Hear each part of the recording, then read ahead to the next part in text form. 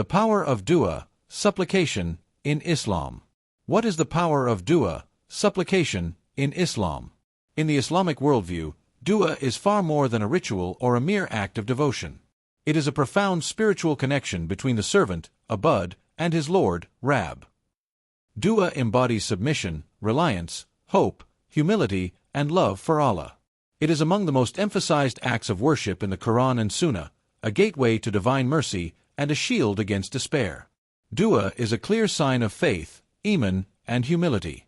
Through it, the believer acknowledges weakness and affirms Allah's absolute power. This video explores the meaning of Du'a in Islam, its immense benefits, the dangers of neglecting it, the Qur'anic commands regarding supplication, and the divine wisdom behind Allah's command that humanity should call upon Him. 1. The meaning of Du'a in Islam. Definition of Du'a. In the Arabic language, Du'a means to call, to request, or to invoke. In the religious sense, it refers to calling upon Allah for help, guidance, forgiveness, sustenance, or any form of need.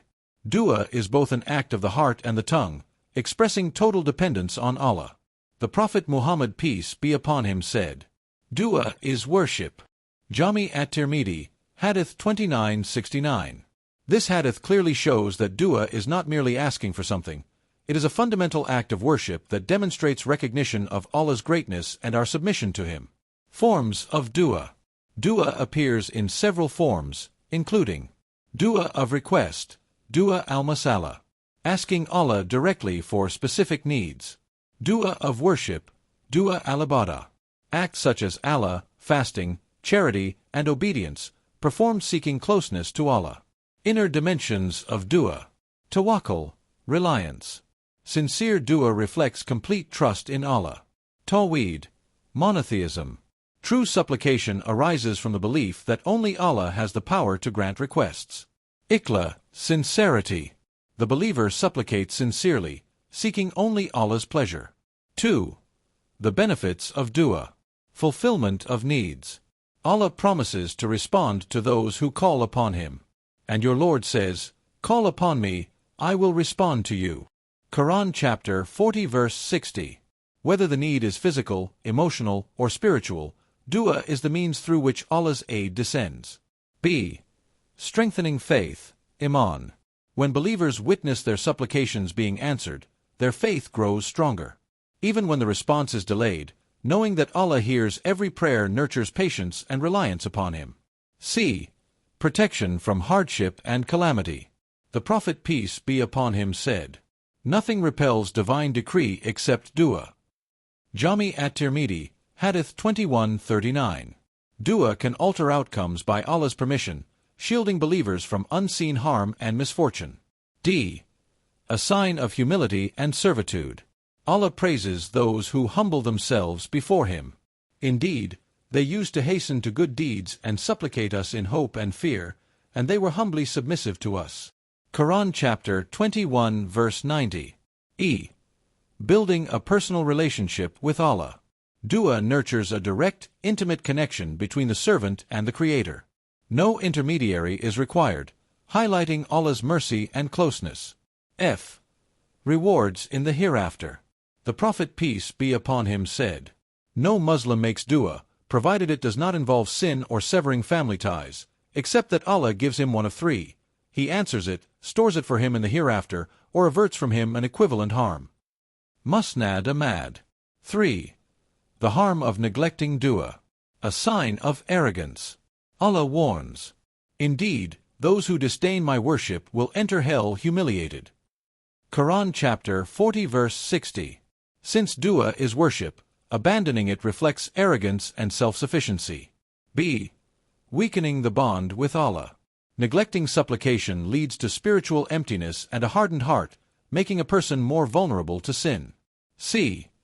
Missed blessings and protection.